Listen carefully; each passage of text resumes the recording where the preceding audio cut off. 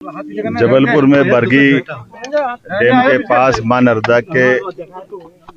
इस स्थान पर जो दुखद हादसा हुआ है, जैसा कि सबको जानकारी है, कल जो ये घटना हुई, इस घटना से 9 लोगों की बॉडी मिली है, 28 लोगों को बचाया जा चुका है। मुझे और आप सबको, पूरे प्रदेश को जिनने भी घटना सुनी, सब स्तब्ध रह गए। लेकिन ये अच्छी बात रही कि यहीं पास में हमारे इसी घटनाक्रम के जहाँ घटना घटी है, पास में जल जीवन मिशन के भी काम चल रहे थे और वहाँ के लोगों ने भी मिलकर के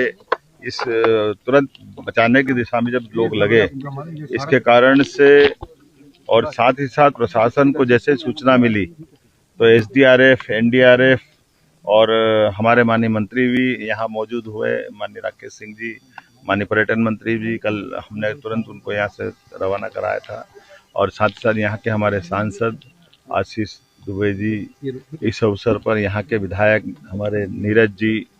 सारे जनप्रतिनिधियों के साथ पूरी रात और आज तक अभी तक लगातार लोग लगे हुए हैं।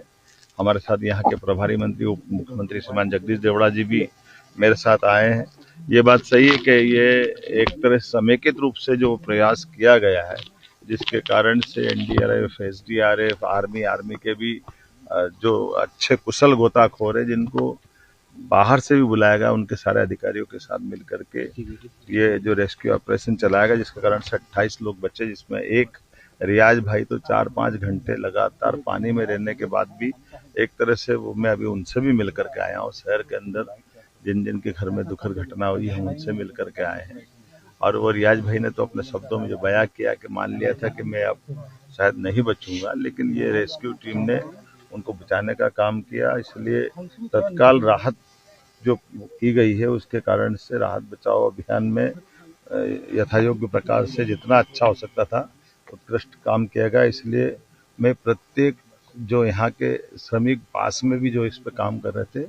उनको बचाने वालों को भी 51,000 रुपये प्रत्येक श्रमिक को देने की घोषणा करता हूँ। यहाँ के प्रशासन के साथ जिन जिन लोगों ने बचाव दल में जो लगे हैं, उनको भी हम उसी प्रकार से सम्मानित करने वाले हैं। मैं अपनी ओर से खास करके यहाँ जितना हमसे बन पड़ रहा है,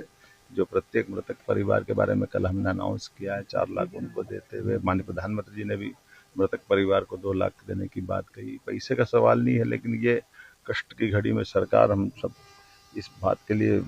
मन में भी पीड़ा भी है, लेकिन हम अपनी तरफ से इसमें प्रयास कर रहे हैं। खास करके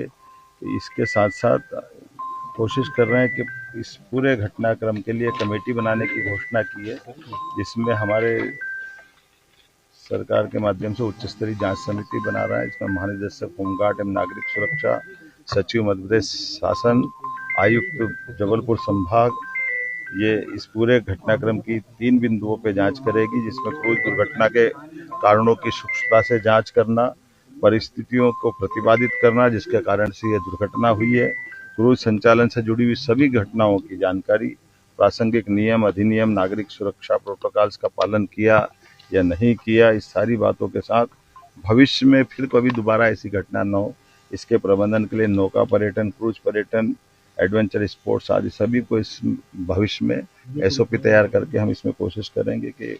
ऐसी घटना अब दोबारा न हो।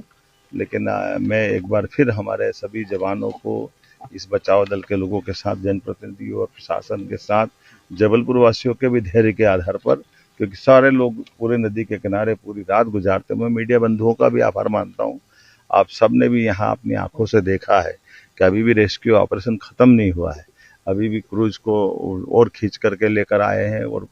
हो सकता है जिस प्रकार से लोग मिसिंग हो सकते, यहीं कहीं हो,